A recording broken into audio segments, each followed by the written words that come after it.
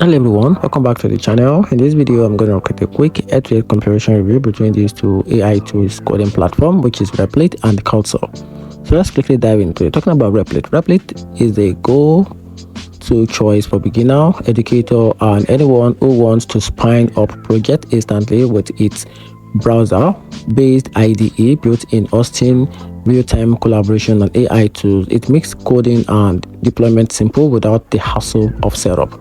The downside is the performance limit on large projects, less control over environment, and potential vendor lock it in behind the skills beyond for hobby app.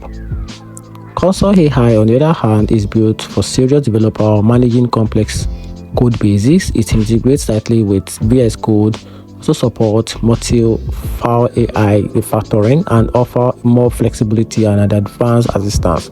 However, it has a steeper learning curve, lack built-in hosting, and it isn't as beginner friendly. So if you want speed and simplicity, Replit shines for that, and if you want power and scalability, Cursor AI is the best bet on the aspect. And that's it. Hope you find the video helpful. Turn on the notification button and subscribe for more review.